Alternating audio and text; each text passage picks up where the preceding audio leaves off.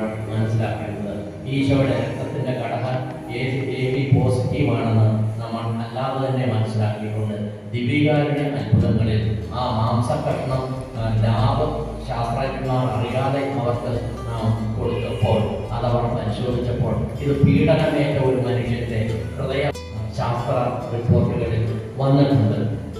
അടുത്ത ഒരു കൗതുകകരമായ കാര്യം എന്ന് പറയുന്നത് DNA ടെസ്റ്റുകളെല്ലാം പരീക്ഷിച്ചപ്പോൾ പഠനം നടത്തി അതിൻ്റെ ഒരു റിപ്പോർട്ട് എന്ന് പറയുന്നത് ഇതിൽ മിഡിൽ ഈസ്റ്റ് ഭാഗത്തുള്ള ഒരമ്മയുടെ സെല്ല് അവർക്ക് വേർതിരിച്ച് പഠിക്കാനായിട്ട് മൈക്രോകോൺട്രിയ എന്ന് പറഞ്ഞൊരു വാക്കാണ് കൃത്യമായിട്ട് മറന്നുപോയി.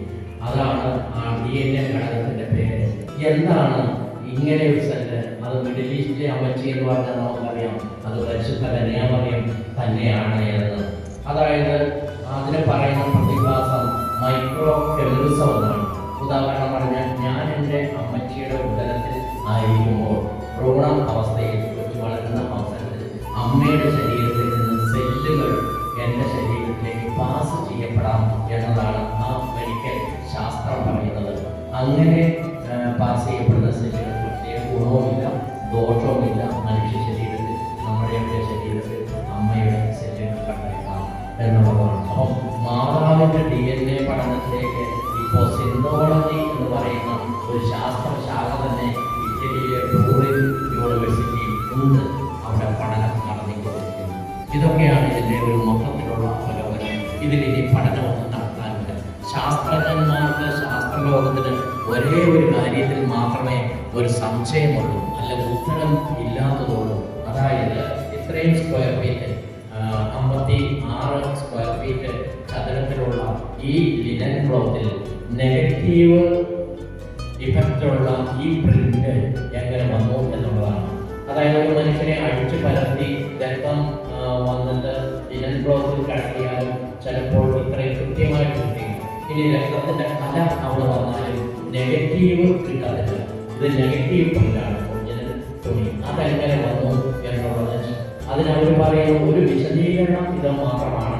4,80,00,000 അൾട്രാ വയലറ്റ് ഊർജം ഒന്നുകിൽ ശരീരത്തിൽ നിന്നും പ്രസരിക്കണം, അല്ലെങ്കിൽ പുറമേ നിന്ന് ലിനൻ ക്ലോത്തിലേക്ക് പ്രസരിപ്പിച്ചാൽ ചിലപ്പോൾ ഇതുപോലെ ഒരു ഇംപ്രിന്റ് രക്തത്തിൻ്റെ ഒരു ബോഡിയിൽ നിന്നും വന്നേക്കാം. അതിന് ഒരു സെക്കൻഡിൻ്റെ 1000 സ്പ്ലിറ്റിൽ വേണം, അല്ലെങ്കിൽ തുണിയും കട്ടിപ്പോവും ബോഡിയും കട്ടിപ്പോവും എന്നുള്ളതാണ്.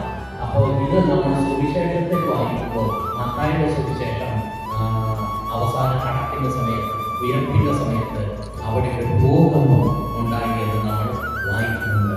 നാം മനസ്സിലാക്കുന്നു യേശുവിൽ നിന്നും പ്രസരിച്ച ആ പ്രകാശത്തിൻ്റെ ശക്തിയിൽ ആണ് ഇത് ഉണ്ടായതാണെന്നാണ് നമ്മൾ മനസ്സിലാക്കേണ്ടത്. ഉയർപ്പിൻ്റെ ഒരു വലിയ തെളിവായിട്ട് ശാസ്ത്രജ്ഞന്മാർ സ്പെയിനിൽ നിന്നുള്ള പഴയ ലിനൻ ക്ലോത്ത് കൊണ്ടുവന്നിട്ട് ബോഡി അതിൽ പൊതിഞ്ഞിട്ട് ഇന്ന് കണ്ടെത്താവുന്ന പ്രസരിപ്പിക്കാവുന്ന അൾട്രാ വയലറ്റ് ഊർജം മുഴുവൻ പ്രസരിപ്പിച്ച് നോക്കി എന്തെങ്കിലും സംഭവിക്കുമെന്ന് അവർക്ക് വിജയിക്കാനാവില്ല. 1-2 ഇഞ്ച് നീളത്തിലൊക്കെ ഒരു രക്തത്തിൻ്റെ പാട് വരുത്താൻ മാത്രമേ ഇതുവരെ സാധിച്ചിട്ടുള്ളൂ. അപ്പോൾ ഇതൊരു മഹാ അത്ഭുതം തന്നെയാണ്.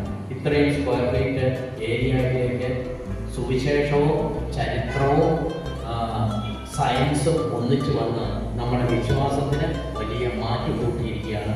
ദൈവങ്ങളെ അനുഗ്രഹിക്കട്ടെ എന്ന് ഇനി നിങ്ങൾക്ക് അത് കാണുകയും എന്തെങ്കിലും സംശയങ്ങളെ ചോദിക്കുകയും ചെയ്യാം. അറിയാവുന്നതാണെങ്കിൽ പറഞ്ഞു തരാം. ഇതിൻ്റെ റിപ്പോർട്ട് അടങ്ങിയ പുസ്തകം പഠിച്ചിട്ടാണ് ഞാൻ പറയുന്നത്. ഈ സ്കാനറിൽ കൂടുതൽ വിവരങ്ങൾ അറിയാൻ വേണ്ടി ഞാൻ പറഞ്ഞതിനേക്കാൾ ഒരുപാട് സ്കാൻ ചെയ്താൽ നിങ്ങൾക്ക് യൂട്യൂബിൽ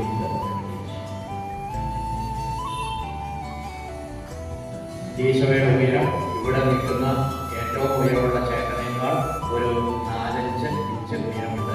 6 അടി 8 ഇഞ്ച് എന്നൊക്കെയാണ് ഒരു കണക്ക് ഉള്ളത്. നിന്ന് നോക്കിയാൽ തന്നെ മനസ്സിലാക്കാം. ഈ കോപ്പിയുടെ ഈ തുണിയുടെ പോസിറ്റീവ് പ്രിന്റ് ആണ് ഇത് ഇന്ത്യയിൽ വരാൻ അല്ലെങ്കിൽ നമുക്ക് കിട്ടാൻ കാരണം ഒരു MCBS 83 വയസ്സുള്ള ഒരു അച്ഛനുണ്ട്. അദ്ദേഹം റോമിൽ അഗ്രോണമിസ്റ്റ് ആയിരുന്നു. കൃഷിശാസ്ത്രത്തിൽ 1975 കാലഘട്ടം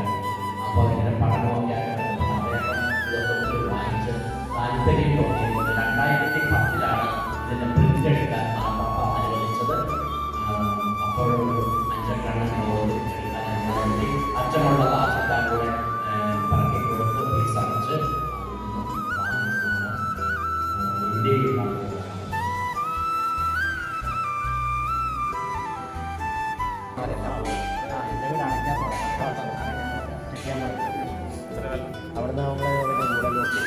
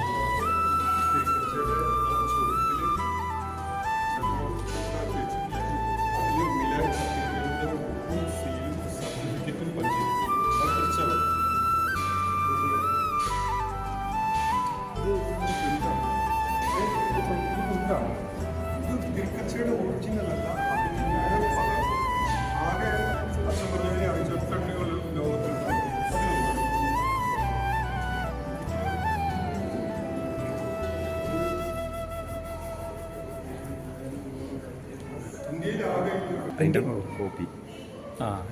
ഇത് പ്രിന്റ് അതിന്റെ കോപ്പി ഇതാ അങ്ങനെയാണോ? അങ്ങനെയല്ല, ഇത് ആദ്യം ഫസ്റ്റ് ഫോട്ടോ എടുത്തപ്പോൾ ബ്ലാക്ക് ആൻഡ് വൈറ്റ് ക്യാമറയിൽ നെഗറ്റീവ് കിട്ടുന്നതിന് പകരം ഒറിജിനൽ പോസിറ്റീവ് പ്രിന്റ് കിട്ടി. അതിന്റെ കോപ്പിയാണ്. Okay okay.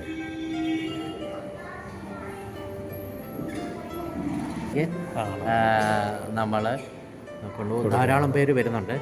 പ്രത്യേകിച്ച് കണ്ണൂർ ജില്ലയും ഇരിട്ടി, പയ്യന്നൂർ ആ ഭാഗത്തു നിന്നൊക്കെയാണ് വരുന്നത്.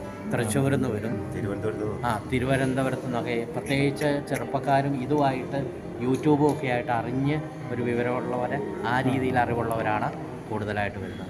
ഇന്ന് തൃശ്ശൂരിൽ നിന്ന് പാവാക്കക്ഷിയുടെ ഒരു പിതാവ് വന്നിട്ടുണ്ട്.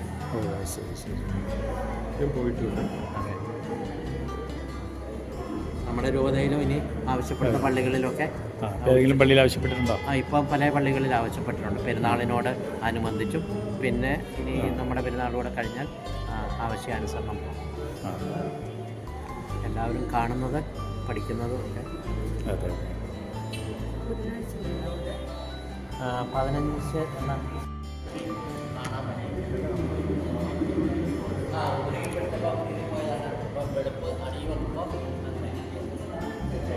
വെള്ളിപ്പേടകം മടപ്പിന് വീഴും.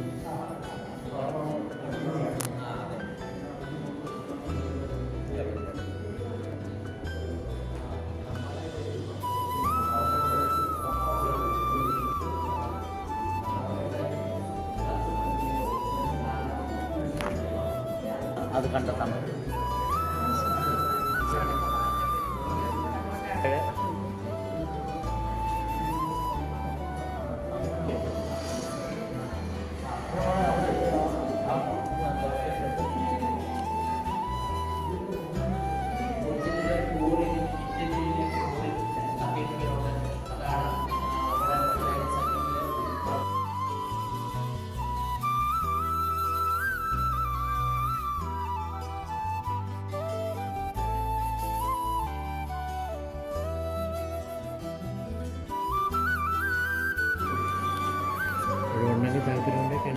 പറയാം ഇതിന് ശേഷം. ഇതിപ്പോൾ എല്ലാ ഇടവുകളിലേക്കും കൊണ്ടുവരാനായിട്ട് സാധിക്കുമോ? തീർച്ചയായിട്ടും അച്ഛാ. എൻ്റെ ഒരു സൂക്ഷിപ്പിന് വേണ്ടി ഇത് തന്ന ജോസഫ് പെരിങ്ങാരിപ്പള്ളി അച്ഛൻ നോമ്പ് കഴിഞ്ഞ മെയ് മാസം വരെ ഇതിൻ്റെ ഉപയോഗം എനിക്ക് തന്നെ തന്നിട്ടുണ്ട്. അതുകൊണ്ട് സാധിക്കുന്നിടത്തോളം ഇടവകയിൽ അവിടുത്തെ അച്ഛന്മാർ അനുവദിക്കുകയാണെങ്കിൽ നമ്മൾ കൊണ്ടുപോവുകയും ഇതിൻ്റെ വണക്കത്തിനായിട്ടും പ്രദർശനത്തിനായിട്ടും വയ്ക്കുകയും അങ്ങനെ ശാസ്ത്രീയമായ ഒരു ബോധവും ചരിത്രപരമായ ഒരു അറിവും വിശ്വാസത്തെ സംബന്ധിച്ച് ജനങ്ങൾക്കുണ്ടാകുന്നത് നല്ലതാണെന്ന് വിചാരിക്കുന്നു. ഇവിടെ ഇങ്ങനെ ഒത്തിരി പേര് വന്ന് കാണുന്നതായിട്ട് തീർച്ചയായിട്ടും ഇവിടെ നിന്ന് ദൂരദേശങ്ങളിൽ നിന്നാണ് ഇവിടേക്ക് കൂടുതൽ പേര് വന്നിട്ടുള്ളത്. യൂട്യൂബിലും ഫേസ്ബുക്കിലും ഒക്കെ കണ്ട് ഈ കച്ചയെക്കുറിച്ചുള്ള ഒരു പ്രാഥമിക അറിവ് ഉള്ളവർ തിരുവനന്തപുരത്തു നിന്ന് വന്നവരുണ്ട്, അതും ബസ് കയറി വന്നവരുണ്ട്, മൂവാറ്റുപുഴയിൽ നിന്ന് മറ്റ് മതസ്ഥരായിട്ടുള്ളവരെയും ഏതാനും പേരെയൊക്കെ പരിചയപ്പെടാനായിട്ട് സാധിച്ചിട്ടുണ്ട്. കണ്ണൂർ, ഇരിട്ടി, പയ്യന്നൂർ ഭാഗങ്ങളിൽ നിന്നൊക്കെ വന്നവരെ കണ്ടു. ദൂരദേശങ്ങളിൽ നിന്ന് പോലും വരുന്നുണ്ട്. Okay sir, thank you.